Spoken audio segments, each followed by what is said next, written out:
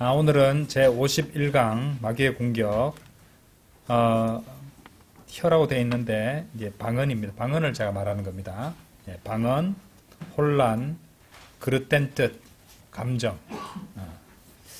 참 이렇게 계속 공부하고 있지만은, 그 양상과 방식이 아주 다양합니다. 예, 그래서 실질적으로 우리 생활에 적용할 수 있는 부분이니까 잘 공부하시고 또 잘 활용하시면 되겠습니다. 네, 제 51강 마귀의 공격, 방언, 혼란, 그릇된 뜻, 감정, 이런 소주제로 공부를 해보도록 하겠습니다.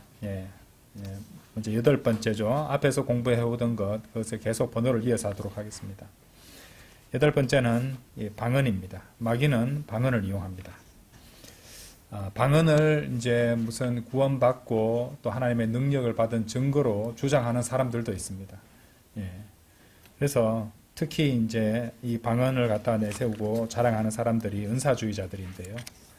이 은사주의자들은 이제 이 방언을 하기 위해서 자신들의 내부를 완전히 비워내려고 애를 씁니다.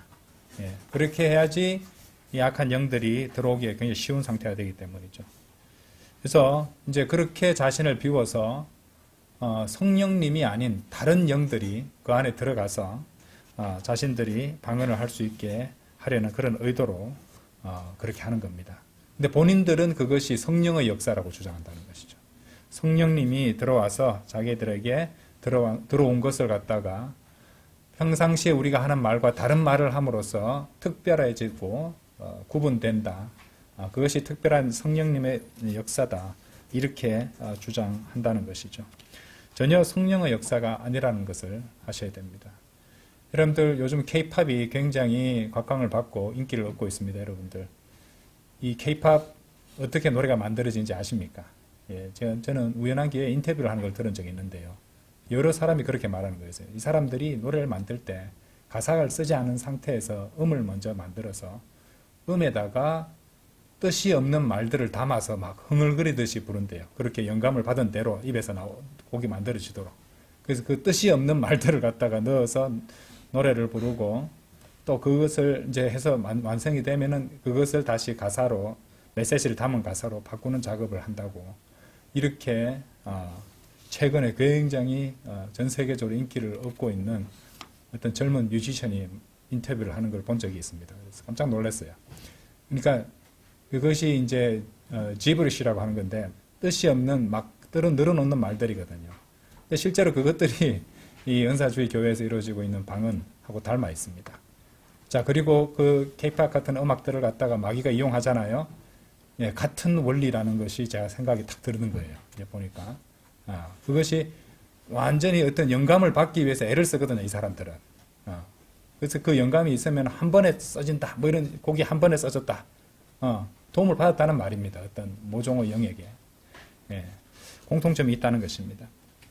자, 그러기 위해서 여러 가지 자신의 자아나 이런 것들을 갖다가 무아지경처럼 만들기 위해서 뭐 여러 가지 하겠죠. 뭐 술이 취한 상태가 된다든지 약물의 힘을 빌린다든지 뭐 여러 가지 상황이 있을 것 같습니다. 자, 참으로 어떻게 생각하면 굉장히 무시무시한 일이 아닐 수 없습니다. 그렇게 해서 만들어진 곡을 갖다가 어린아이들부터 시작해서 온 거리에 늘 계속 울려 퍼지게 하고 듣고 따라 부르고 이렇게 된다는 것이죠. 성령님이 아니면은 어떤 다른 영이 역사에서 그 일을 이루었다는 말이잖아요. 한번 생각해 보십시오. 섬뜩한 일이 아닐 수가 없습니다, 여러분들. 마귀는 무슨 헤비메탈 같이 왁 하는 소리만 내는 게 아니죠.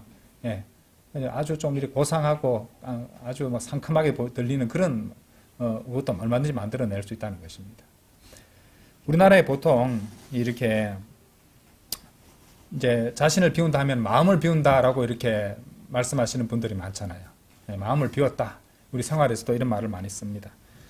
이제 불교에서 특히 이제 명상이나 이런 것들을 통해서 마음을 비우는 것을 강조하는 경우가 많습니다. 그런데 이제 그렇게 해서 그 불교 명상이 번뇌와 그들의 표현에 따르면 번뇌와 욕심을 내려놓고 내면의 고요를 찾을 수 있다. 그래서 이제 경치 좋고 조용한 곳에 그런 절을 지어놓고 무슨 템플 스테이 같은 것들을 하고 그렇게 한다는 것이죠. 근데 그것이 성경적으로 봤을 때 바람직한 것일까요? 성경은 비우는 것을 말씀 안 하십니다. 성경은요, 충만할 것을 충만하라고 명령하시거든요. 한번 보십시오. 에베소서 5장 18절 한번 열어보세요. 에베소서 5장 18절.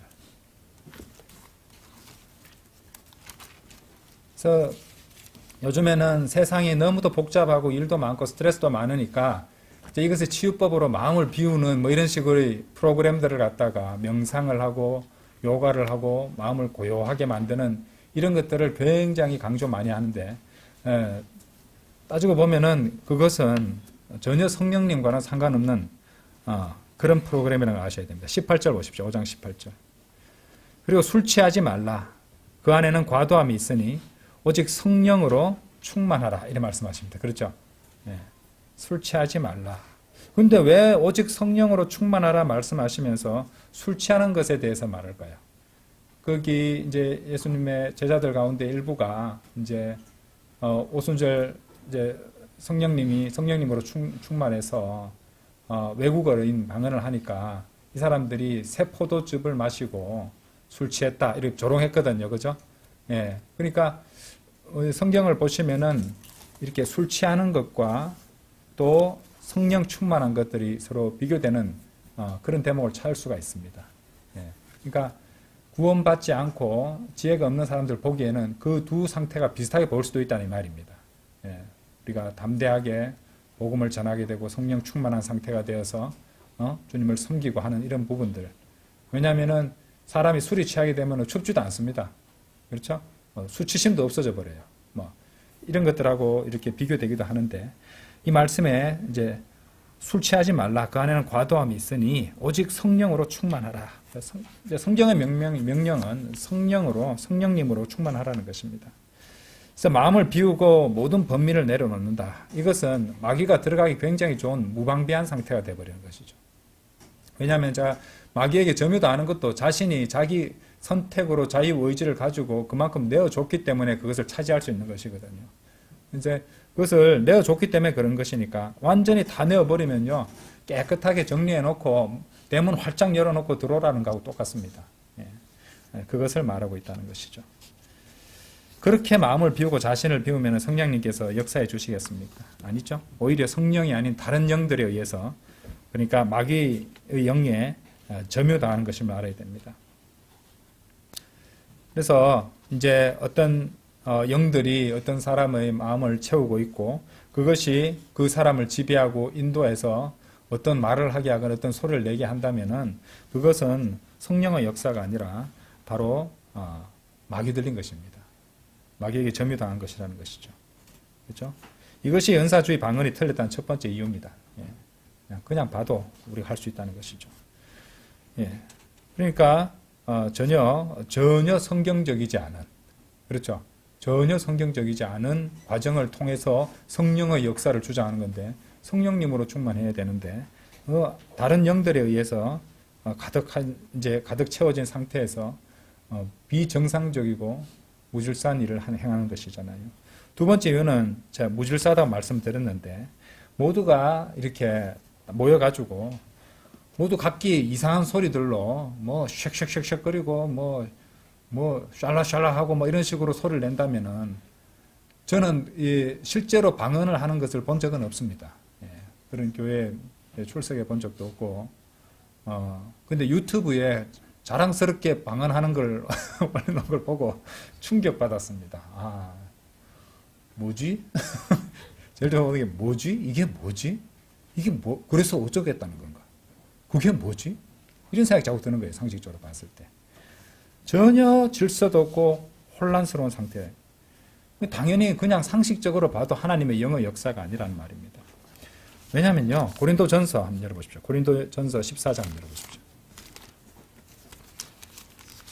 고린도전서 14장 23절.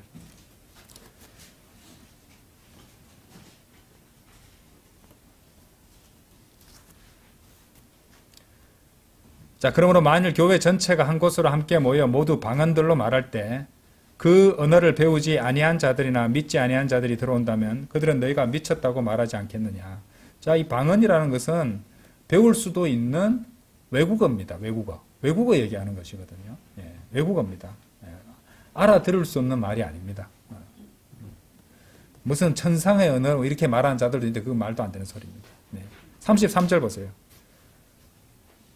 이는 성도들이 모든 교회들 안에서와 같이 하나님께서는 뭐라고 되어 있습니까? 혼란의 창시자가 아니시오 오직 화평의 창시자이시기 때문이라. 그래서 그 은사주의 교회의 방언이 틀린 이유는 증거로 두 번째로 제시할 수 있는 게 바로 고린도전서 24장 33절 이 말씀입니다. 완전 무질서 그 자체인 상황이잖아요. 그렇죠? 이건 오히려 마귀의 역사지 하나님의 영의 역사는 아니라는 것이죠. 그렇죠? 그러면은 그런 은사주의자들이라든지 명상을 하거나 이렇게 해서 무언가를 이루려는 사람들이 하고 있는 일이 어떤 건지를 보여주는 귀한 말씀이 있어요. 마태복음 12장 한번 열어보십시오. 자, 마음을 비우면 어떤 일이 벌어지는가? 마태복음 12장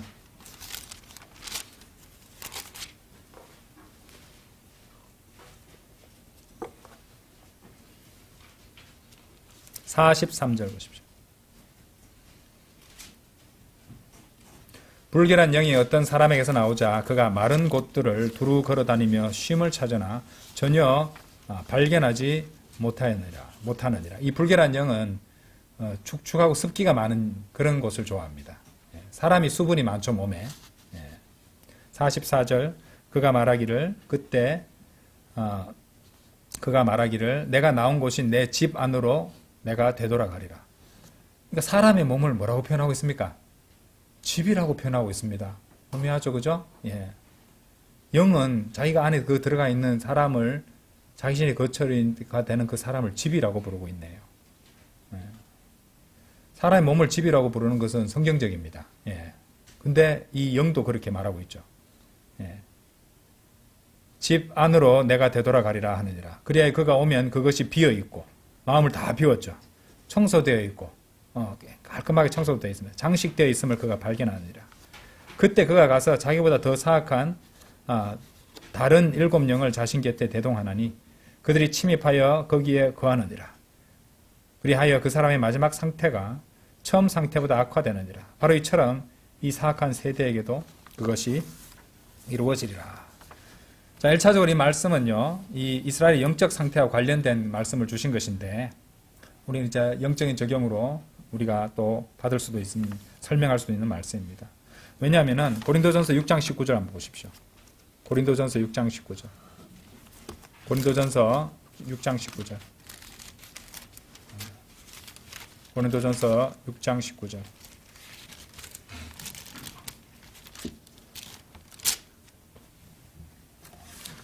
사도 바울은요, 구원받은 우리 몸이 성령님께서 거하시는, 뭐라고 되어 있습니까? 성령님의 전이라고 말하고 있습니다. 그렇죠? 예. 무슨 소리냐? 너희 몸이 너희 안에 계시는 성령님의 전, 곧 너희가 하나님께로부터 받은 성령님의 전인 것과 너희는 너희 자신의 것이 아니라는 것을 너희가 모르느냐? 이렇게 말씀하고 있다는 것이죠. 자, 그러니까 불결한 영이 말했듯이 성령님의 전도 마찬가지고, 예. 여기 템플이라고 했죠. 템플도 성전이니까 집입니다. 집. 그렇죠? 불결한 영도 자기가 거기서 나온 집이라고 말했습니다. 자, 집은요, 거주자가 있습니다. 집은 거주자가 있는 것이에요. 그렇죠? 그래서 두 가지입니다. 인간은 악령이 거하는 집이 되거나 성령님이 거하는 전이 되거나 둘 중에 하나입니다. 집은 거주자가 있다는 말이에요. 집이 우리 다 각자의 집이 있지 않습니까? 그 집을 남겨두고 지금 여기 와 있지만은 언젠가 다 돌아갑니다. 그렇죠? 이제 그러니까 거주자가 있단 말입니다. 예. 잠시 나갈 수도 있어요. 그렇죠? 근데 항상 돌아오는 것은 집이잖아요. 예. 그러니까 이것을 알아야 돼요. 구원받지 않은 사람들은 악령의 집이 된다는 것이고, 구원받은 성도들은 성령님의 전이 된다는 것입니다. 자, 그래서 마음을 비우고 소재하고 깨끗하게 비웠다면은 어떤 일이 벌어지는가? 구원받지 않은 사람이 그렇게 한다면은 이 자기 개혁을 통해서 소재하고 장식까지 했으니까 사람들 눈에 보기 좋은 아주 자기 개혁을 잘했을 것입니다. 예, 그렇게 하고 촥 깨끗하게 해놓으니까 더 영적으로 사악한 상태가 된다는 것이죠. 아주 사악한 상태가 된다는 것은요, 무슨 괴물처럼 하고 미쳐 날뛴다는 그런 상태가 아니라 겉으로 봐서는 전혀 문제가 없는 것처럼 보일 정도로 더 교묘하고 사악한 영들이 들어갈 수 있다는 거예요. 예, 그게 더 무섭거든요. 그거는 이 감지하기가 힘들 정도가 될 수 있어요. 예, 그렇죠? 그래서 이제 성령으로 충만해지지 않으면은 악령으로 채워지게 된다. 이 생각을 하셔야 됩니다. 그래서 항상 성령 충만을 갖다가 우리가 추구를 해야 되고, 그러려면은 죄와 단절하고 죄의 문제를 해결해야 돼요. 성령님이 그런 불결한 곳에 괴로워하시거든요. 거기 계시는 것은. 그래서 특히나 이 방언을 하겠다고 그렇게 방언을 하기 위해서 어떤 동일한 찬송을 갖다가 몇 시간이고 부르듯이 뭐 주문을 갖다 외우듯이 뭐 하든지 어떤 막 하는 상태 무아지경을 만들려고 하는 것은 오히려 악령의 대잔치를 벌이기 위한 상태가 된다는 것. 오히려 우리는 성령의 충령님으로 충만해지기 위해서 기도하고 아니면 말씀으로 교제하고 또 죄와 단절하고 이런 것들을 해야 된다는 것입니다. 그래서 실제로 이제 이런 방언을 위해서 이런 것을 따르는 자들, 그리고 또 그것을 가르치는 자들은 마귀에게 이끌림을 받고 있는 상태라는 것을. 근데 본인들은 모릅니다. 본인들은 자신들이 하나님 잘 믿는 줄 알아요. 그게 무섭다는 거죠. 아시겠어요? 예. 본인들은 잘 믿는다고 생각한다니까요. 말씀대로 잘하고 있다고 생각한다니까요. 말씀 다 가져와가지고 이런 거 그럴듯하게 갖다 붙입니다. 그렇죠? 예. 잘못되게 해석한다는 것입니다. 예. 자, 9번째 공격은요, 어떤 식으로 오느냐? 혼란입니다. 혼란. 자, 고린도전서 14장 33절 다시 보세요. 거기 또 담겨 있습니다. 고린도전서 14장 33절. 이는 성도들의 고린도전서 14장 33절. 이는 성도들의 모든 교회들 안에서와 같이 하나님께서는 혼란의 창시자가 아니시오 오직 화평의 창시자이시기 때문이라. 자, 여러분 진리가 복잡하던가요? 진리는 단순합니다. 네. 복음이 복잡합니까? 복음도 단순합니다. 복음도 단순합니다. 자, 그리고 성경 기록은요, 또 이 우리의 삶이 그런 단순한 복음, 단순한 복음, 그리스도의 복음, 그것에 어울리게 하라고 말씀하십니다. 그렇죠? 빌립보서 1장 한번 열어보세요.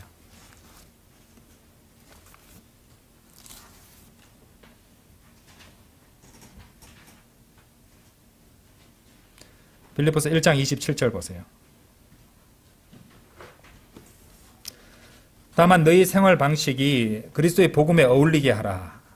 이는 내가 가서 너희를 보든지 아니면 떠나 있든지 한 영 안에 너희가 굳게 서서 한 생각으로 복음의 믿음을 위하여 함께 분투하는 너희의 상황들에 대해 내가 듣고자 함이라. 여기 너희 생활 방식이 복음에 어울리게 하라 이렇게 하셨잖아요. 그죠? 너희 생활 방식이 복음에 어울리게. 복음이 뭡니까? 이 고린도전서 15장에 보시면은 예수 그리스도의 죽음, 장사, 부활입니다. 그렇죠? 자, 그거를 갖다가 우리 생활 방식이 그리스도의 복음에 어울리게 한다는 말은, 그리고 우리 생활 자체도 복잡할 것이 없다는 겁니다. 그리스도인으로 살아가는 게 복잡할 게 없습니다. 왜냐하면 우리 육신적 자아는 죽었잖아요. 그죠? 우리 육신적 본성은 죽었습니다. 죽어서 장사됐어요. 그리고 우리가 살아가는 것은 이제 구원받을 때 다시 태어나게 된, 다시 살아나게 된 거듭난 새로운 본성, 영적 본성, 그 생명으로 살아간다는 것이거든. 살아갈 때도 생명의 성령의 법의 인도하심을 따라서 살아간다는 것이고, 우리 육신적 자아는 죽은 것으로 오늘 오전에도 말씀드렸잖아요. 그렇게 간주하고, 그렇죠? 우리 몸을 갖다가 오히려 의의 도구들로 내어드리는 삶. 그게 복음에 어울리는 삶입니다. 그래서 여러분들 우리가 식사 후에 함께 교제를 나누잖아요. 교제는 어떤 교제냐? 지역교회에서 나누는 교제는 어떤 교제가 되어야 되느냐? 빌립보서 1장 5절에 잘 나와 있어요. 이는 첫날부터 지금까지 복음 안에서 함께한 너희의 교제 때문에 이래 돼 있죠. 그래서 성도들이 나누는 교제는 복음 안에서 나누는 교제예요. 자, 이 복음은 우리가 맨날 그런 복음 전하는 것만 얘기하고 교제를 나누는 그 얘기가 아닙니다.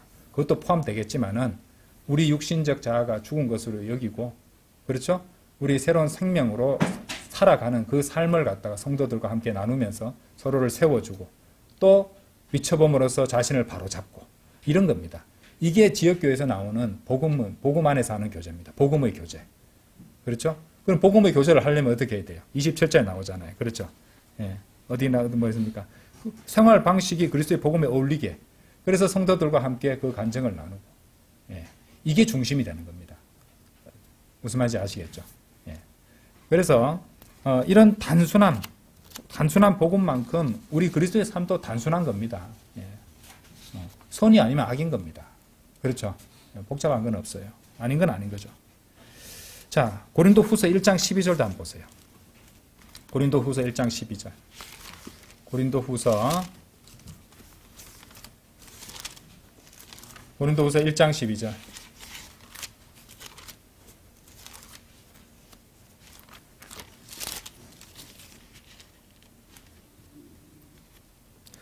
이는 이것이 우리의 큰 기쁨이요 우리의 양심의 간증이기 때문이라. 곧 우리가 세상 속에서 단순함과 나오죠. 단순함과 경건한 진실함으로 우리의 생활 방식을 견지해 왔고 육신적인 지혜가 아닌 오직 하나님의 은혜로 행하되 너희를 향하여 더욱 넘치게 행하였다는 것이라. 여러분들 이 말씀 그냥 지나가는 말씀 같지만요. 이 엄청난 말씀입니다. 이 말씀이야말로. 그죠? 예. 우리의 큰 기쁨이여 우리 양심의 간증이기 때문이라. 곧 우리가 세상 속에서 단순함과 경건한 진실함으로 우리 생활 방식을 견지해왔고. 그러니까 복잡하게 만드는 것은 육신적 지혜가 복잡하게 만드는 거예요. 그렇죠? 오직 하나님의 은혜로 행하되 너희를 향하여 더욱 넘치게 행하였다는 것이다. 그렇죠? 그래서 단순함, 경건함, 진실함 서로 연결되어 있는 거 보이시죠? 그죠? 단순함, 경건함. 항상 그리스도의 삶을 복잡하게 만드는 것은 육신적 지혜다. 자, 고린도후서 11장도 한번 가보십시오. 고린도후서 11장. 고린도후서 11장 3절. 그러나 그 뱀이 이브를 그의 간교함으로 기만한 것 같이 어떤 방식으로든 너희 생각들이 그렇게 그리스도 안에 있는 뭐라고 되어 있어요? 단순함에서 떠나 변질될까 내가 두려워하노라. 그리스도 안에 있는 단순함. 그리스도 안에 있다면 단순하다고 말씀하시니. 그렇죠? 복잡할 것이 없습니다. 자, 그래서 이 말씀을 근거해서 우리가 이제 생각할 수 있는 것은 만일 여러분이 어떤 결정을 내려야 되는 상황이다. 또 마음에 알 수 없는 혼란과 불안과 고민이 넘쳐나고 있다면 이것은 하나님께서 보내신 것이 아니고 마귀가 넣어주고 있는 것일 수도 있다. 이 생각을 한번 해보셔야 돼요. 왜 이렇게 복잡해졌을까? 왜 이렇게 혼란스럽지? 한번 생각해 보십시오. 그렇죠? 그래서 마귀의 공격이 있다는 말이고 마귀의 공격이 왜 오냐면요. 여러분 안에 마귀가 거할 수 있는 거처를 내어줬다는 것을 반증하는 것일 수도 있습니다.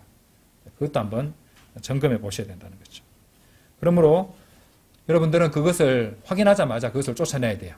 예수 그리스도의 보혈을 적용해야 됩니다. 주님께 회개하고 다시 찾아야죠. 그걸 계속 내주고 있으면 어떡합니까? 그렇죠? 적극적으로 자신을 보고 확인해야 됩니다. 예수 그리스도의 보혈에 호소하고 하나님께 온전히 순복해야 될 것입니다.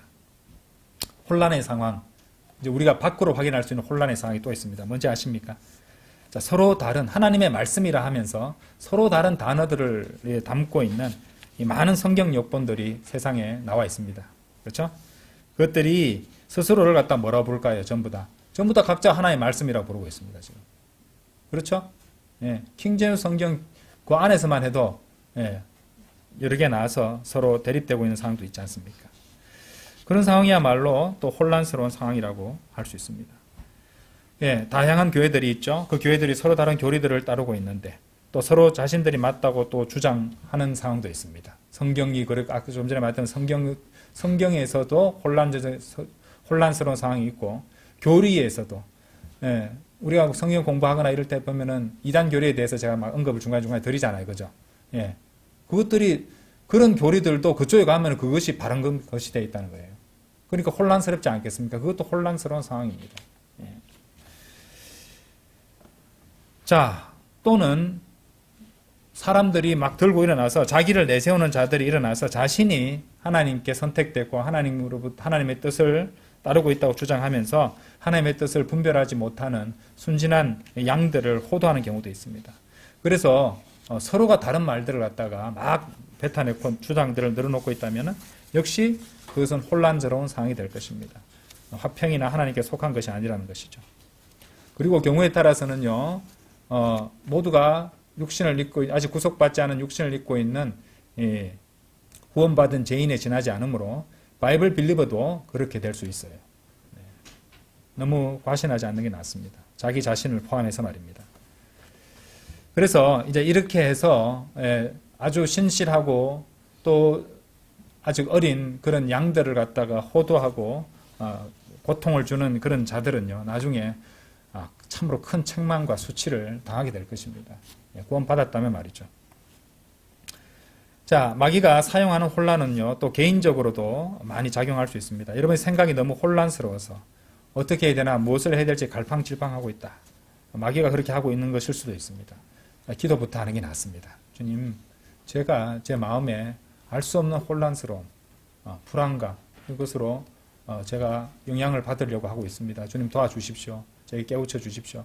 말씀을 읽고 찬양을 하는 것도 좋습니다. 필요한 일입니다. 그래서 마귀의 영이 역사가 있다면요, 그 반대급부를 함으로써 하고 빨리 예수 그리스도의 보혈을 적용하는 것이 아주 필요한 일입니다. 그죠? 고요하고 진지하게 기도하고 말씀과 또 기도, 이것을 통해서 주님과 또 교제를 해야 되는 것이고, 그렇죠? 그래서 분명 혼란의 창시자가 아니시니까 단순하고 화평하고 분명하고 명료하고 그런 그죠? 복잡한 것이 없는 단순한 진리를 붙잡을 수 있어야 됩니다. 그것을 붙잡게 되면은 갈팡질팡하는 문제도 해결될 수 있기 때문이죠. 그러니까 중요한 거는요, 여러분 개인적으로도 그런 혼란스러운 상황이 지속되고 있는 상황이면요, 그것을 오래 끌어서는 절대 좋지 않습니다. 우리 그리스도인의 삶은요, 단순합니다. 단순한 것이에요. 복잡하게 만든 건 뭐죠? 육신적 지혜라고 말씀드렸죠, 그죠? 또 마귀의 역사일 수도 있다 이 말이죠. 육신적 지혜를 부리고 육신적으로 그렇게 손을 들어주면은 그쪽이 마귀가 이제 거주하게 되는 그 마귀의 영역이 되어버리는 것이기 때문에 정신을 바짝 차려야 된다는 것입니다. 그래서 마음에 혼란한 감정이 맹돌고 있다. 당장 무릎 꿇을 때입니다. 예수 그리스도의 보혈을 적용해야 될 때라는 것을 아셔야 됩니다. 자, 10번째는요. 그릇된 뜻이라고 제가 제목을 잡았는데 쉽게 말해서 마귀의 뜻입니다. 마귀의 뜻을 갖다가 하나님의 뜻으로 생각하게 만들 수 있다는 것이. 이거 참 무섭죠. 이거 참 억울하기도 하고 무서운 일이 아닐 수가 없습니다. 그래서 하지만 실제로 마귀는요, 이 성도들을 공격해서 여러분이 하나님을 잘못 따르게 만들 수 있어요. 근데 생각은 내가 하나님을 잘 따르고 있다고 생각하게 하면서 말이죠. 예. 하다못해 로마 가톨릭도 자기들이 하느님의 뜻을 잘 따르고 있다고 그렇게 믿잖아요. 본인들은 제일 잘한다고 생각할 겁니다. 아마. 그죠? 그러니까 실제로 하나님을 따르고 있는 것이 아닌데 스스로는 하나님을 따르고 있다고 착각하도록 속인다는 것입니다. 마귀는 성도들을 속일 수 있다. 그래서 여러분들은 하나님의 뜻을 구할 때 참으로 조심하고 주의해야 됩니다.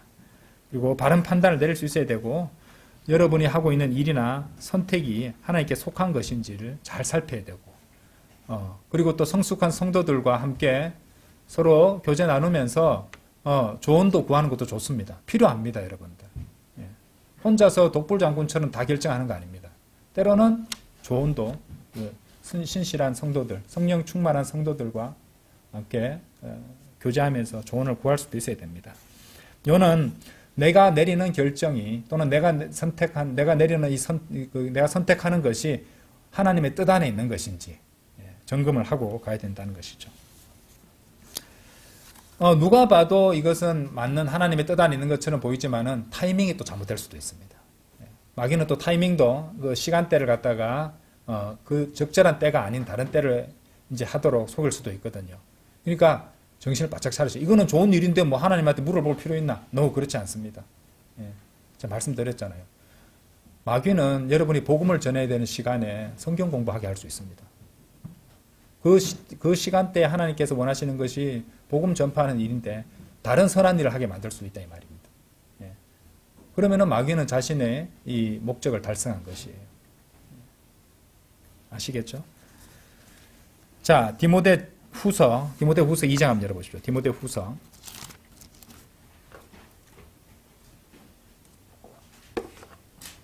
2장 25절. 디모데후서 2장 25절 26절입니다.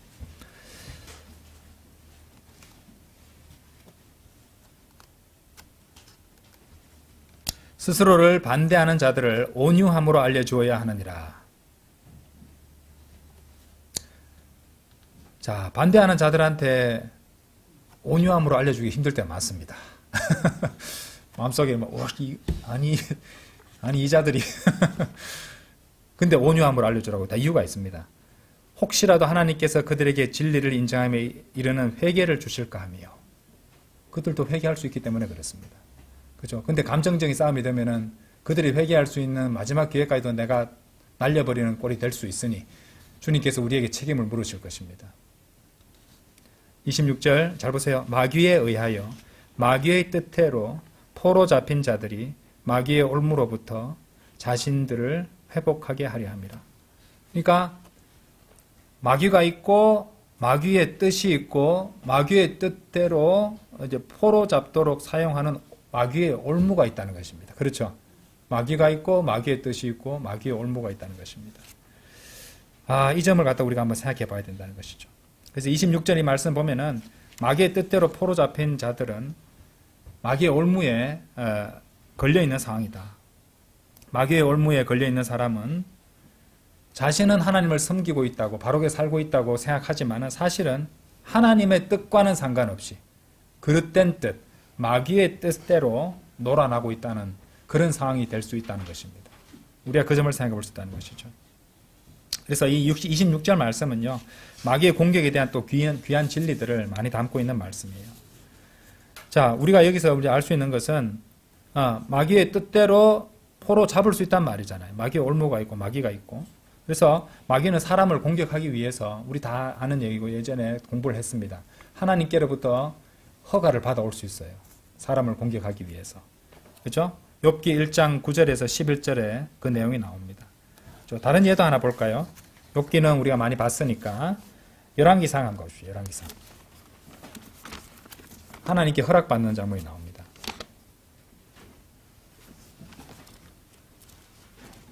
하나님께서는 마음이 타락한 자들을요, 마귀들의 영들을 이용해서 더 속아 넘어가게 만들고 더 확신하게 만들어서 그들을 심판하시기 위해서 그렇게 하시기도 합니다.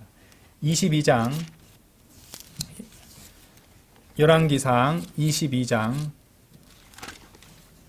21절입니다.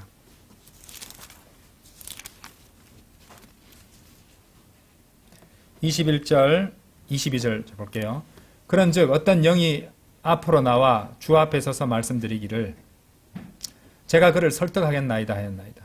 그러자 주께서 그에게 말씀하시기를 무엇으로 하겠느냐 하셨고 그가 말씀드리기를 제가 나가서 그의 모든 예언자들의 입안에 거짓말하는 영이 되겠나이다. 이 성령님은 아니네요. 그렇죠? 그렇죠? 거짓말하는 영이 되겠나이다. 그러자 주님께서 뭐라고 말씀하십니까? 말씀하시기를 너는 그를 설득하고 또한 이길지니라. 나가서 그와 같이 행하라 하셨느니라. 주님께서 속이도록 허락해 주세요. 예. 그렇죠? 섬찟하죠? 예. 예언자들인데 예언자들의 입안에 거짓말하는 영이 될 수 있다. 예언자들 입장에서는 자신에게 어떤 영이 역사했으니까 확신할 겁니다. 그렇죠? 이거는 확실해. 이건 초자연적인 것이니까. 그래서 내 목숨도 걸 수 있어. 하지만 하나님께서 거짓말하는 영을 보내셨다는 말입니다. 자, 사람은 그러면은 속수무책으로 당할 수밖에 없겠죠, 그죠? 네, 분별력이 없으면은. 두 번째로 인간은요, 하나님께서도 어떻게 올무를 마련하실 수도 있고, 마귀의 올무도 있습니다. 그렇죠? 마귀의 올무도 있고, 또 사람이 스스로 만드는 올무들도 있어요. 그렇죠? 그 세 가지 올무에 다 걸리게 되는 공통점이 하나 있는데, 바로 죄입니다, 죄. 죄 때문에 그렇게 된다는 것이죠. 다양한 목적으로 그 올무들이 사용되겠지만은 그 세 가지 스스로 만드는 올무도 있고 마귀의 올무도 있고 하나님께서 보내시는 올무도 있는데 이 세 가지의 공통된 접점은 죄라는 겁니다. 포로로 그리고 잡히고 포로로 이제 포로가 되어버릴 수도 있다는 것이죠. 그렇죠? 올무가 나오는 그런 말씀들 한번 볼게요. 누가복음 4장 18절 한번 보십시오. 이제 키워드는 올무입니다. 올무. 누가복음 4장 18절. 주의 영이 나에게 임하시니라. 이는 그분께서 가난한 자들에게 복음을 선포하도록 나의 기름 부으셨기 때문이라. 그분께서 나를 보내셨으니 상한 마음이 된 자들을 치유하기 위함이요. 여기 나오죠. 포로가 된 자들에게 구출을 선포하기 위함이요. 그렇죠? 예, 포로가 되어 있는 상황이 있습니다. 자, 로마서 11장 9절도 한번 보세요. 로마서 11장 9절. 이스라엘은 이렇게 반역과 죄악으로 인해서 포로된 상태에 있었잖아요. 자, 로마서 11장 9절. 그리고 다윗이 같이 말했느니라. 그들의 식탁이 그들에게 올무와 함정과 걸려 넘어지게 하는 장애물과 대가품이 되게 하소서. 그렇죠? 반역하는 이스라엘에게 그렇게 구하고 있습니다. 디모데전서 3장 7절도 보십시오. 디모데전서 3장 7절.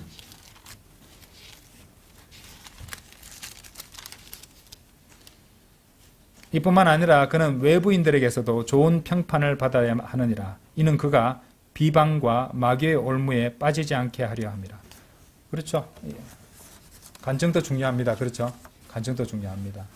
실제로 그렇지 않은데도 불구하고 조금이라도 그런 김이나 비슷하게 그런 모양처럼 보인다고 한다면 마귀는 반드시 그것을 이용해서 올무를 씌우려고 할 것입니다. 그렇죠. 그래서 죄의 어떤 모양도 피하라고 했던 것이에요. 죄가 아니라 할지라도. 내가 그 죄가 아닌데요, 주님. 억울합니다. 근데 그렇게 보일 수도 있으니 주의해라. 이 말씀하신다는 것입니다. 마귀는 그것을 이용할 수 있다는 말입니다. 그렇죠? 디모데전서 6장 9절도 한번 보세요. 6장 9절.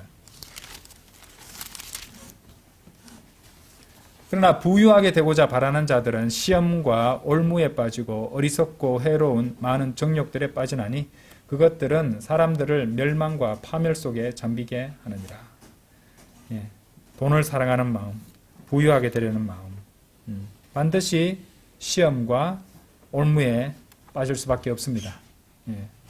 왜냐하면 더 부유하게 된다는 그걸 갖다 추구하고 있다면 지금 하나님께서 번성하게 해주신 것, 주신 것에 대해서 감사하지 않고 있다는 것을 말하고 있잖아요.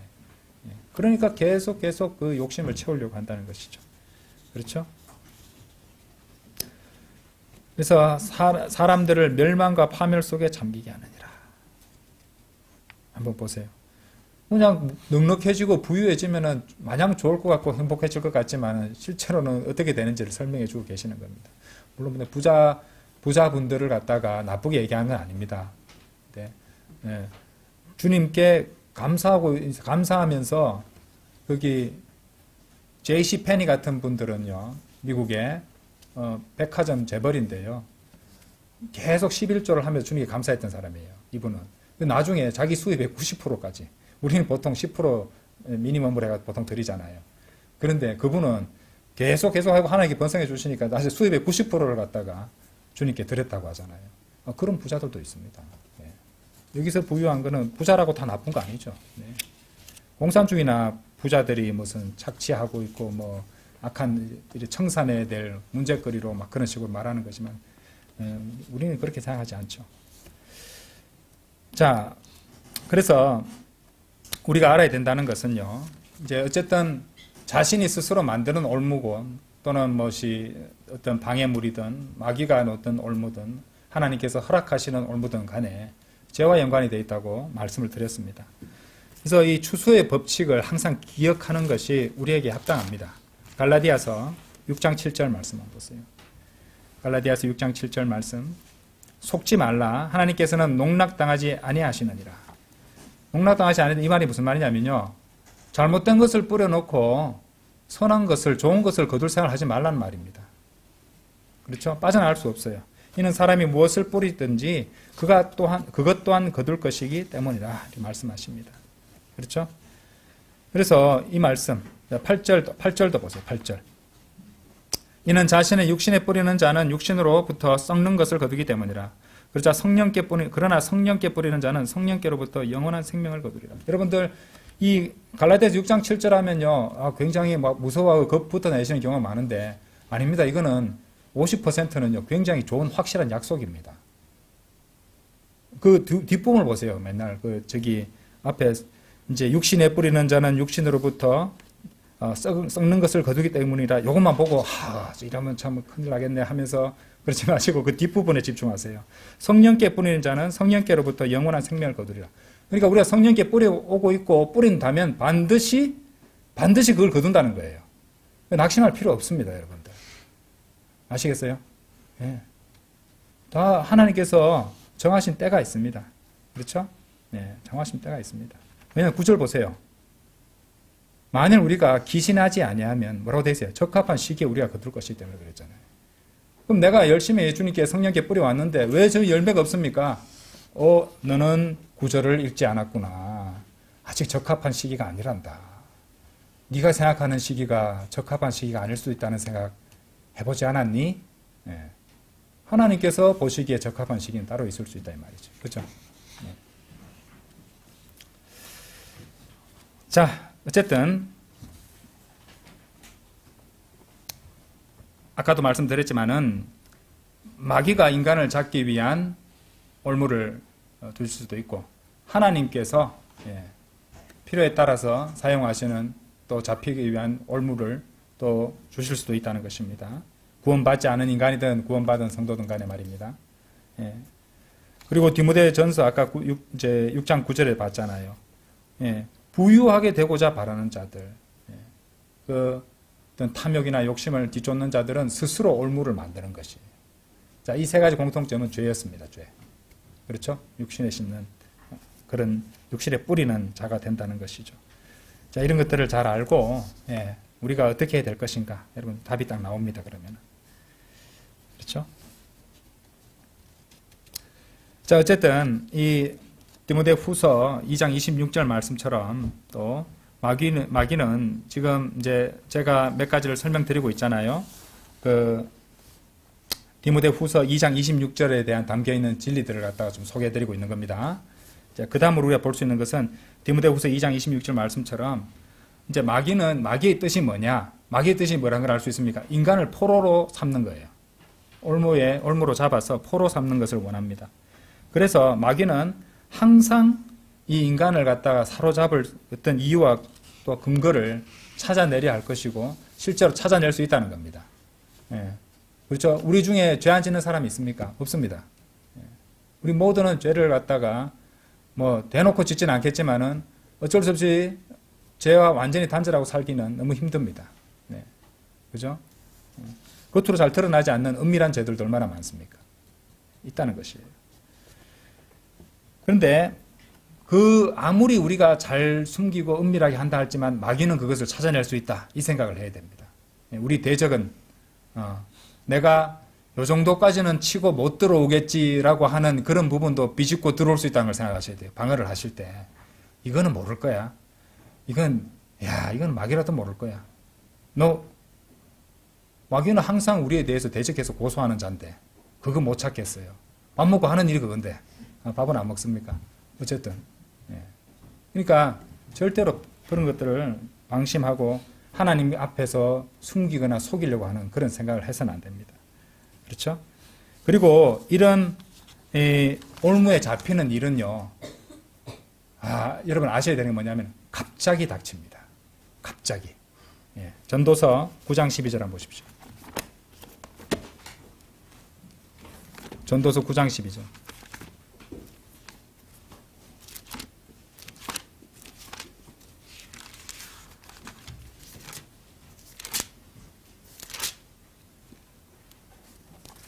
이는 사람 또한 자기 때를 모르기 때문이라. 마치 물고기들이 불행의 그물 안으로 잡히는 것 같이 새들이 올무들 안으로 포획되는 것 같이 사람의 아들들도 불행의 때가 그들 위에 갑작스럽게 임하면 그렇게 그 안으로 걸려드느니라.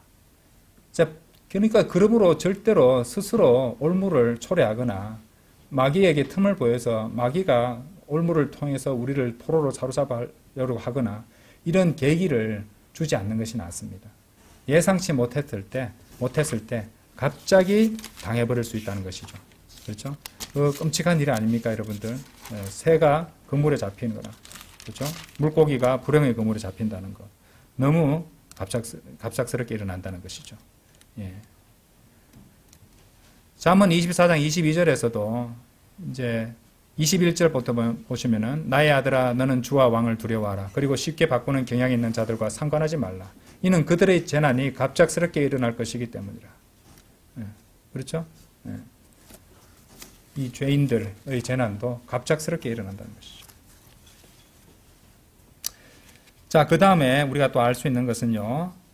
그러면 마귀의 올무로부터 해방되고 회복되기 위한 이 전제 조건은 무엇이냐? 다시 디모데전서 돌아가셨어요. 2장 25절 한번 보시죠.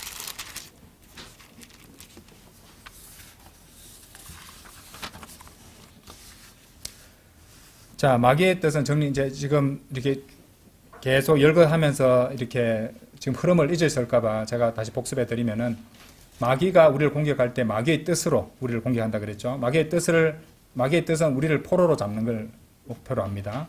그러기 위해서 사용하는 것이 올무였습니다. 그렇죠? 올무들에 대해서 좀 찾아보고 있었는데, 그러면 마귀의 올무들로부터 해방되고 회복되려면 디모데후서 2장 25절처럼 해줘야 돼요. 2장 25절에 거기 실마리가 담겨 있습니다. 스스로를 반대하는 자들을 온유함으로 알려줘야 하느니라. 이는 혹시라도 하나님께서 그들에게 진리를 인정함에 이르는 회개를 주실까 하며 여기에 담겨 있습니다. 자, 아까도 말씀드렸듯이 반드시 온유함으로 알려줘야 되는 이유는 이 마귀의 영향을 받는 사람들은 특징이 있어요. 언제라도 화를 낼 준비가 되어 있는 사람들입니다. 화를 잘 냅니다. 흥분하거나 화를 잘 내는 상태가 되어 있습니다. 그러니까 이제 화를 쉽게 내는 것은 결코 선을 이루는 것이 아닙니다. 항상 우리 그리스도인들 조심해야 되죠. 그죠? 예. 근데 이 화를 낼 준비가 되어 있는 사람들한테는 당연히 온유함을 알려줘야 되죠. 그죠? 그리고 이 마귀의 올무에 사로잡혀 있는 사람들은 이제 회복되려면은 진리를 인정해야 되거든요. 예. 진리를 인정해야 되는 것이고 또, 그렇게 인정하는 상태가 될 때까지는 결코 회복될 수 없습니다. 그리고 진리를 인정하려면 어떻게 되냐면요. 그 사람이 하나님 앞에 회개할 수 있어야 되거든요. 이렇게 되면 회복이 될 수 있습니다. 그러니까 인정해야 돼요. 진리를 인정해야 돼요. 이것은 주님 잘못된 일입니다. 제가 이런 죄를 지었고 저한테 이런 성향이 있었고 제가 육신적으로 이렇게 살았습니다. 회개하고 주님의 보혈을 적용하고요. 진리를 인정해야 됩니다. 그리고 주님께 회개를 하면요. 그때 올무에서 벗어날 수 있습니다. 예수 그리스도의 보혈을 적용했기 때문에. 아시겠습니까? 네. 뭐 복잡한 거 있어요? 복잡한 거 없습니다. 네. 하나님 앞에 솔직하지 않아서 그런 것이에요. 솔직하게 주님 자백하고 하나님 앞에 뭐를 갖다 미화하고 꾸며내려고 하고 하지만 주님 그래도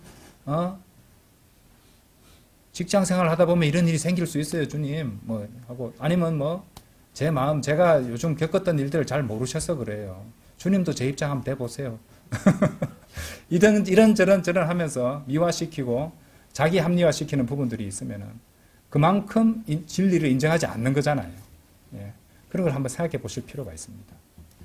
그래서 우리 마음에 일어나는 일을 세세하게 다 아시는 분한테 뭐를 꾸미려고 합니까? 그냥 주님 제가 잘못했습니다. 정말 저는 못난 놈입니다. 주님 도와주십시오. 용서해 주십시오. 예. 그러면요. 알고 보면 그 올무는 내가 꽉 잡고 있다는 걸 알게 될 것이에요. 그걸 붙잡고 있었기 때문에 그랬던 거예요. 그렇다고 자기 의지를 놓아버린 게 아니죠. 하나님의 말씀은 진리를 붙잡는 겁니다. 우리는. 진리로 돌아가는 것이고 하나님께로 돌이키는 것이고 그렇죠?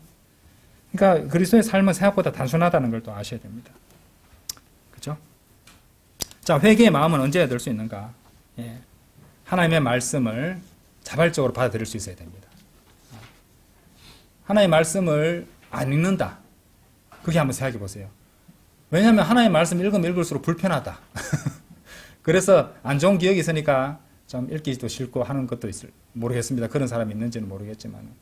그러니까 하나님의 말씀을 사랑하고 계속 그 말씀을 받고 그 말씀을 자기 본의대로 또 해석해서는 안 돼요. 예, 바르게 나누어서 해석하셔야 됩니다. 자, 그래서 하나님의 말씀을 어떻게 다루느냐, 여러분들이 하나님의 말씀에 대해서 어떤 대접을 해드리냐에 따라서 하나님께서 여러분들을 대접해 주신다고 생각하시면 됩니다. 그래서 하나님의 말씀을 여러분들은 온 마음으로 받아들여야 되고요. 진리를 인정해야 되고요. 거기에 비춰봐서 잘못된 것이 있으면은 하나님께 회개해야 됩니다. 예수 그리스도의 보혈을 적용해야 됩니다. 그리고 회복되고 마귀의 거처를 탁 썰어내버리고 오직 성령으로 충만하도록 그렇게 해야 된다는 것이죠. 그렇죠? 그런데 그렇게 하지 않으면 어떻게 되는가? 잠언 5장 22절 한번 보세요.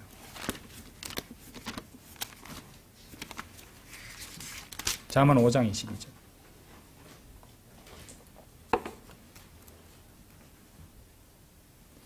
사악한 자는 자신의 죄악들이 그 자신을 붙들 것이요 그는 자신의 죄들의 끈들로 붙잡히리라. 보이죠? 죄와 올무가 연결되어 있다는 것이 보이죠? 그죠? 예. 죄악들이 그 자신을 붙들 것이요 내가 죄악을 갖다 붙잡고 있으니까 죄악들이 나를 붙들고 있는 겁니다. 그러니까 본인이 스스로 올무에 걸리는 거예요. 올무를 잡고 있는 겁니다. 그렇죠? 자신의 죄들의 끈들로 붙잡히리라. 죄 문제를 해결하지 않았으니까 그 끈들에 붙잡혀 있는 상황입니다. 잘 보세요. 그는 훈계 없이 죽을 것이요. 이 말이 무슨 의미입니까? 훈계 말씀입니다. 말씀이 없이 그래 된다는 거예요. 말씀 없이. 여기 엄청난 진리가 담겨 있죠. 자신의 커다란 어리석음 가운데 그는 길을 이탁하리라. 지혜와 명철과 분별과 지식의 보고가 되는 말씀 그것을 갖다가 거부해버리고 그거 없이 그러면 뭡니까? 자신의 육신적 지혜를 내세우겠죠. 그게 뭡니까? 커다란 어리석음이고 가야 할 합당한 길을 이탈해버리게 된다는 겁니다. 여기 다 담겨 있어요. 아주 놀랍게 그지없는 말씀입니다. 마음이 사악한 자는 훈계를 거부하게 되어 있습니다. 훈계와 명령 하나님의 말씀이에요. 그것을 거부하는 자는 말씀을 거부하는 자는 길을 이탈하게 됩니다. 바른 길에서 이탈하게 됩니다. 그리고 더욱더 죄악들과 죄들의 올무와 끈들에 붙들리게 되는 것이고 갈수록 상황은 악화되고 벗어날 수 없는 상황이 되어버린다는 것이죠. 왜? 말씀을 경시했으니까. 그렇죠? 그런 사람은 하나님께서 참 쓰라린 것을 거두게 하심으로써 교육을 시켜주실 것입니다. 그렇죠? 자, 11번째 감정입니다. 감정. 자, 이 감정들은요, 우리가 저번에 공부하셨던 이 생각들 다음으로 가장 심각한 문제입니다. 이 감정은. 여러분들. 오늘 현대인들은요, 그야말로 감정의 사회 속에서 살아가고 있다고 말해도 과언이 아닐 정도로 감정을 중시하고, 감정에 사로잡히고, 감정에 끌려갑니다.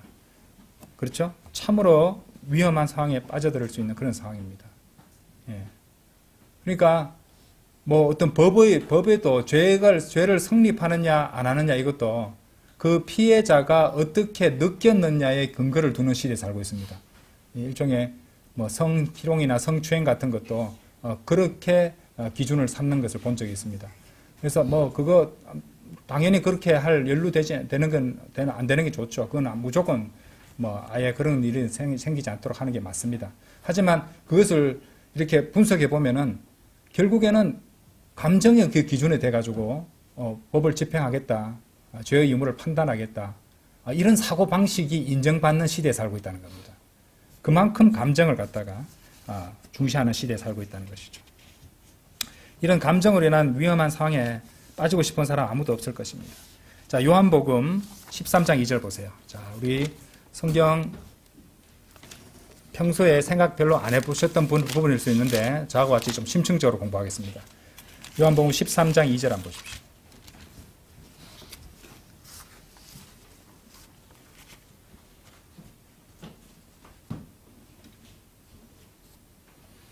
요한복음 13장 2절 그리고 만찬이 끝나가자 마귀가 이때 시몬의 아들인 유다 이스카리오스의 마음속에 그분을 배반할 생각을 넣었더라. 이렇게 돼 있죠. 여러분들 킹제임스 성경 영어 표현을 보십시오. 거기 보시면은 2절에 보시면은 and supper being ended, 이제 저녁 식사가 끝나가는 걸 말하고 있죠. 만찬이 끝나가자 the devil having now put into the heart of Judas Iscariot, 여기까지만 보시면은 여기서 put into the heart of Judas Iscariot 할 때 유다 이스카리옷의 마음속에 넣었다는 말이 나오는데 무엇을 넣은지는 목적어가 없습니다. 이게 보이세요? 네. Simon's son to betray him 그 뒤에 나오는데 put 다음에 목적어가 없죠. 킹제임스 성경에서는 그 무엇인지를 분명히 밝히지 않고 그냥 마귀가 시몬의 아들인 유다 이스카리ot의 마음속에 자 그분을 배반할 뭐뭇을 넣었단 말인데 뭐뭇이 없습니다. 그죠? 그래서 이 표준 킹제임스 성경은 정직한 번역 태도를 갖고 있다고 그랬죠. 그래서 우리가 판단 하나 하는데 생각일 수도 생각이라는 문맥상의 의미로 봤을 때 생각이다 해서 이탈릭처럼 표현을 했습니다. 그렇죠? 예. 자, 그러니까 이제 킹제임스 성경 영어만 봤을 때는 뭔가를 넣었단 말입니다. 뭔가를 넣었는데 요것을 갖다가 이제 투부정사를 갖다가 이제 형용사적 용법으로 본다면 아주 영어 시간 같지만 형용사 용법으로 본다면은 뭐뭐 할 생각하면은 생각으로 우리가 판단할 수 있습니다. 뭐뭐 할 생각이니까요. 어떤 생각이나 계획이나 의도 이런 걸 포함하는 그런 뜻으로 볼 수 있습니다. 자, 근데 이걸 부사적 용법으로 본다고 어떻게 될까요? 뭐뭐 하기 위해서 어떤 의도나 생각이나 감정이나 어떤 범위가 좀 넓어질 수 있습니다. 그렇죠? 뭐 양쪽 다 될 수도 있고요. 그러니까 이제 킹제임스 성경 영어의 표현으로 봤을 때는 이제 뭐 우리는 생각으로 일단은 표준 킹제임스 우리 성경 말씀대로 이해해도 아무 이상 없습니다. 그것도 답 중에 하나입니다. 그렇죠? 그런데 왜 성령님께서는 그것을 분명히 목적을 안 넣으시고 뭔가를 넣었다고만 말씀하셨을까? 생각과 또는 다른 것도 넣었을 수도 있다 이 말입니다. 그렇게 생각할 수 있다는 것이죠.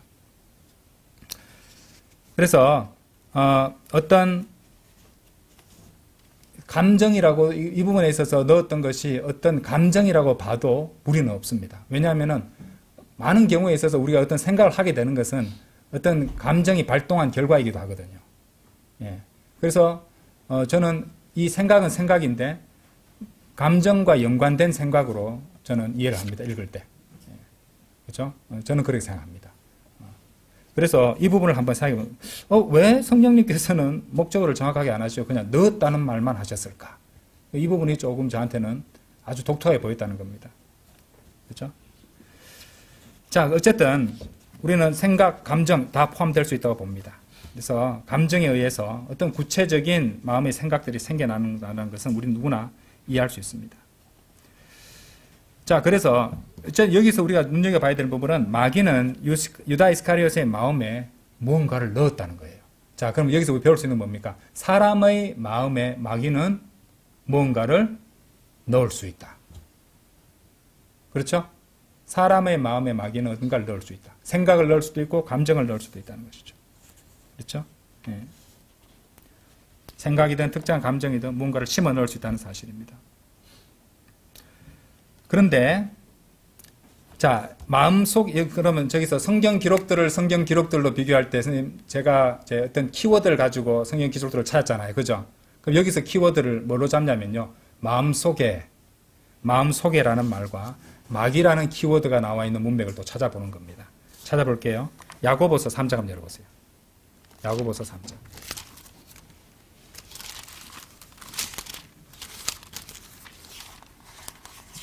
야고보서 3장. 야고보서 3장 14절 15절 한번 보세요. 그러나 만일 너희의 마음속에 마음 있죠? 마음속에 있죠? 신랄한 시기와 분쟁을 지니고 있다면 자랑하지 말고 진리를 거슬러 거짓말하지 말라. 15절 이런 지혜는 위로부터 내려오는 것이 아니요 오히려 땅에 속하고 유격적이며 뭐가 나왔어요? 마귀적인 것이라 라고 말씀하십니다. 이 말씀은요 지금 우리가 공부하고 있는 이 주제에 있어서 굉장히 중요한 말씀입니다. 네. 마귀가 이용하는 감정 이 주제에 봤을 때 굉장히 중요한 말씀입니다. 적어도 우리가 공부하는 이 주제에 관해서는 말입니다. 14절에 너의 마음속에 신랄한 시기와 분쟁을 지니고 있다면 이란 표현 보세요. 마음속에 어떠한 것이 들어가 있는 상황은 유다 이스카리ot과 같습니다. 마음속에 뭔가 들어가 있는 겁니다. 그렇죠? 마음속에 신랄한 시기와 분쟁을 지고 있다. 그럼 그 신랄한 시기와 분쟁 같은 부정적인 것들이 어디서 온다고 말했습니까? 15절에 나오잖아요.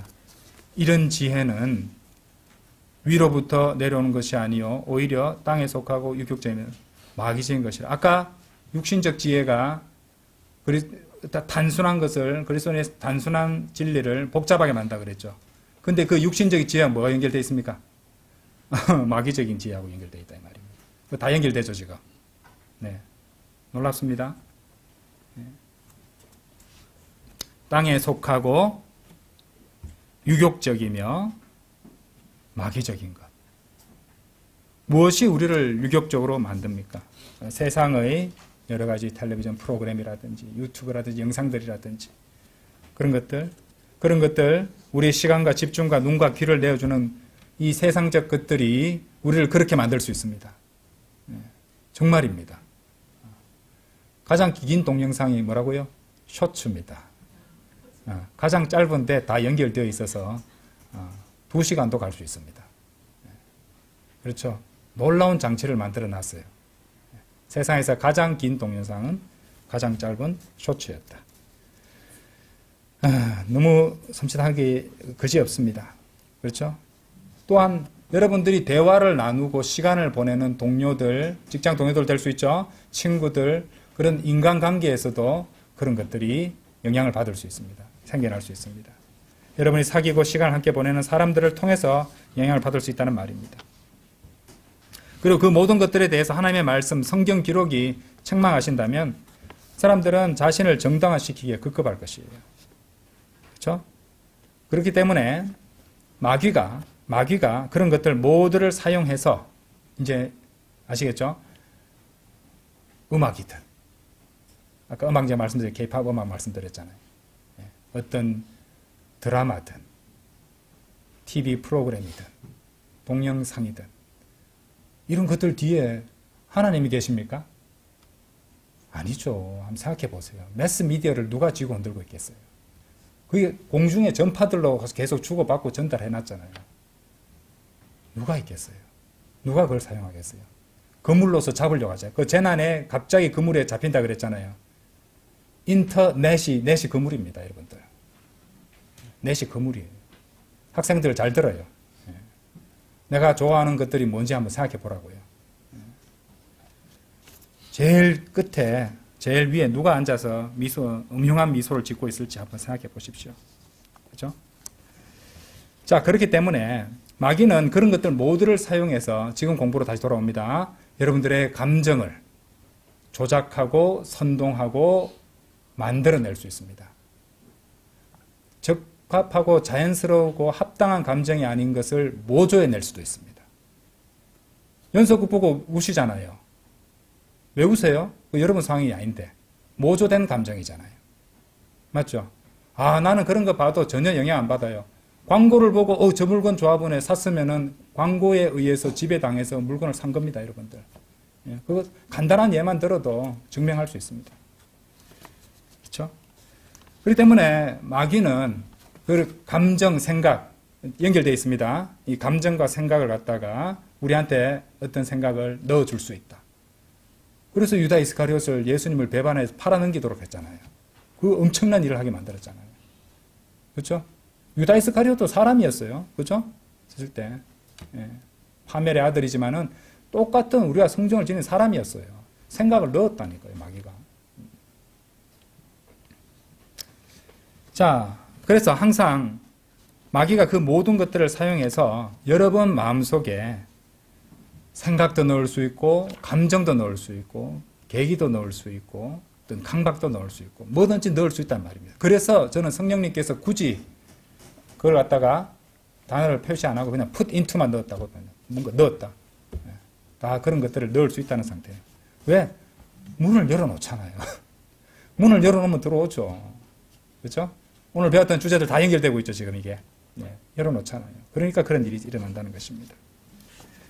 자, 그러면 어떻게 할 것인가? 그리스도인이 살아갈 때 자신의 중심과 기반을 어디에 두고 살 것인가?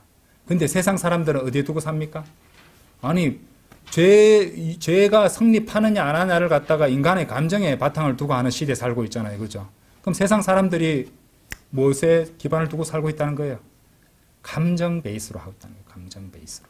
감정 베이스로 소비하고 감정 베이스로 활동하고 감정 베이스로 인간관계를 갖다가 유지하고 만들어내고 한다는 말이에요. 이 시대는. 그게 뭡니까? 유격적이잖아요. 유격적이고 동시에 뭡니까? 마귀적이잖아요. 그리고 그것은 결국에는 마귀의 올무를 더욱 공고하게 만드는 장치들이잖아요. 그럼 우리한테는 선택권이 하나밖에 없네요. 예. 기준은 감정이 아니라 하나님의 말씀이다. 아, 내 마음이 편하지 않는데 no. 네 마음이 기준이 아니라 하나님의 말씀이 기준이다. 이런 판단을 하셔야 된다는 것이죠. 그렇죠? 여러분들 한번 자신을 돌아보기 바랍니다. 내가 내 감정을 바탕으로 기반으로 해서 살아가고 있는 것인지 아니면 하나님의 말씀에 대한 믿음으로 살아가고 있는 것인지. 믿음으로 살아간다는 것은 뭐냐? 자, 여러분의 생각과 판단과 기준을 오직 말씀에 두고 살아가는 삶이에요. 네, 그것이 믿음으로 사는 삶입니다. 말씀에 대한 믿음으로 사는 삶. 자신의 지혜나 감정이나 생각대로 그때그때 사는 것이 아니라 믿음으로 사는 삶을 살아야 됩니다. 그렇죠? 여러분 명심하고 기억하시길 바랍니다. 오늘 제가 드린 말들 중에 보면 좀 걸리는 말도 좀 있죠. 예. 그래서 조금 언짢을 수도 있을 것입니다만은 필요한 말들입니다. 필요한 말들입니다. 그렇죠? 여러분들이 감정을 건드렸다면은요, 그는 바른 말을 하고 있는 거예요. 그 감정을 그 감정의 근원이 뭔지 한번 생각해 보시라 이 말입니다. 그래서 여러분들에게 해를 주는 것이면은 빨리 그것을 청산하고 제거해야 된다. 이것을 생각하셔야 됩니다. 예. 자, 제 말은요, 감정이라는 그 자체가 악하고 나쁘다는 거 아닙니다. 인간은 하나님께서 감정을 지어 주셨어요. 당연한 겁니다. 감정은 생기는 것은 당연합니다. 그런데 핵심이 뭔지 아십니까? 누구에게 속한 감정이냐. 아시겠어요? 누구에게 속한 감정이냐가 중요한 겁니다. 제가 드리는 말씀은 마귀가 만들어내고 모방하고 위조한 그런 감정이 아니라 하나님께 속한 말씀의 바탕을 둔 감정만 우리가 붙잡으면 된다는 겁니다. 마귀에게 속한 감정은 붙잡을 필요가 없습니다, 여러분들. 네. 그렇죠? 감정 없는 인간이 되란 말씀이 아니잖아요. 그래서 하나님으로부터 오는 감정이고 하나님께 속한 감정인지 아니면 마귀가 넣어주는 감정인지 마귀에 속한 감정인지를 반드시 분별해야 됩니다. 그리고 마귀가 넣어주고 마귀에게 속한 감정이라면요, 그것이 뭡니까? 그것이 죄라는 걸 인정해야 돼요. 그것은 죄다. 죄라고 인정 안 하니까 그 감정을 붙잡고 있는 겁니다. 감정도 죄가 되나요? 죄가 됩니다. 육신에 속한 감정이죠. 유격적인 감정이고 마귀에게 속한 감정입니다. 그걸 죄라고 인정 안 하시면 안 돼요. 감정부터도. 왜냐하면 우리 마음속에 일어나는 일 다 하신다 하시잖아요, 하나님께서. 그럼 하나님께서 보고 계시는 부분이 우리가 행동을 옮겨만 보시는 게 아니에요. 감정도 보고 계신다는 말입니다. 하나님 앞에 좋은 걸 보여드려야 되잖아요. 그렇죠? 그 생각을 해보시라는 말입니다. 그리고 많은 경우에 있어서 우리 안에 품었던 이 감정대로 나오기 마련이다. 말로 튀어나오고 행동으로 나올 수 있다. 이 말입니다. 그래서 내 마음속에 감정이 생기는 그 단계부터 한번 판단을 해보시고 이것이 마귀에게 속하다 싶으면 피해야 돼요. 피해야 됩니다. 자, 그런데 한번 생각해 보세요. 내가 한 번 정도는 피할 수 있는데 살다 보면 지속적으로 이런 감정이 계속 생기는 경우가 있거든요. 그때는 주의하셔야 돼요. 왜냐하면은 마귀가 그렇게 해서 나한테 감정을 넣어줄 수 있는 거점을 마련하고 있다는 증거가 되거든요. 이게 굉장히 중요합니다, 여러분들. 한 번 정도 누구나 나타날 수 있습니다. 그런데 반복적으로 나타난다. 이건 내가 마귀한테 내준 영역이 있다는 것을 갖다 인정하시고 찾아내야 돼요. 그래서 예수 그리스도의 보혈을 적용해야 됩니다. 그 부분이 바로 마귀적 영들에게 포로가 된 상태이기 때문에 올무에 걸려 있는 상태라는 것을 아셔야 됩니다. 자, 그래서 지금 이 공부 내용이 여러분의 기분을 상하게 하더라도 그 감정이 어디서부터 오는 것인지 냉철하게 판단하고 주님께 기도하십시오. 포로 상태가 길면 길수록 벗어나기가 힘들어집니다, 여러분들. 아시겠어요? 그래서 나는 사춘기라서 이런 감정을 갖다가 우리 어쩔 수 없는 상태에 불안한 시대에 살고 있어서 그래. 나는 갱년기라서 원래 이래. 그런 거 없습니다, 여러분들. 본인이 허용했기 때문에 그 모든 것들이 일어나는 것이에요. 그래서 내한테 생기고 있는 이 감정들이 마귀에게 속한 것인지 하나님께 속한 것인지 반드시 파악하셔야 됩니다. 자, 여러 번 강조드렸지만 그리스도인들도 마귀에 점유될 수 있습니다. 본인이 동의하고 내어준 만큼 마귀에게 내어주는 것이고, 그렇죠? 점유되는 것입니다. 그러니까 결코 방심하거나 스스로를 속이지 마십시오.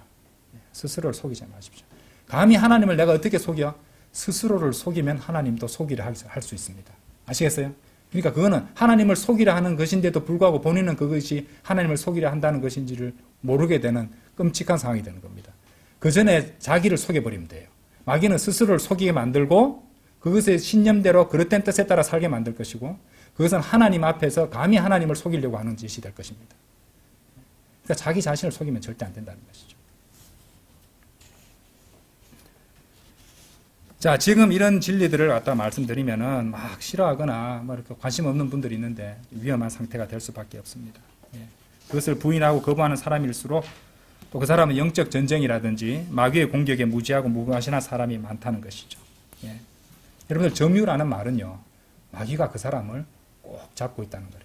그게 포로된 상태가 된다는 것입니다. 달리기 하는데 누가 옆에서 100m 달리기 하는데 누가 옆에서 다리 한쪽에 잡고 있다고 한번 매달려 있다고 생각해 보십시오. 속도 낼 수 있습니까, 여러분들? 그렇죠? 그 상황과 같다는 것이죠. 떨쳐버려야죠. 어떤 영이 여러분을 어떤 감정이나 생각을 집어넣으면서 영향을 끼치고 있다면요, 그거 인정하세요. 그게 포로 상태예요. 그렇죠? 마귀의 영의 점유 상태라는 걸 알고 정신을 바짝 차리고 거기서 이 사태를 갖다가 뒤집어야 됩니다. 계속 그렇게 있어서는 안 된다는 것입니다. 자, 오늘 여러분들 공부하시면서 생활에 직접 연결되는 말씀들을 많이 드렸죠? 명심하시고, 실제보다 이 영적 전쟁은 가까운 곳에 있습니다. 매일매일 일어나고 있습니다. 그래서 우리 모두 승리하는 성도들이 될 수 있도록 간절히 바라고 원합니다. 네, 다 같이 기도드리겠습니다.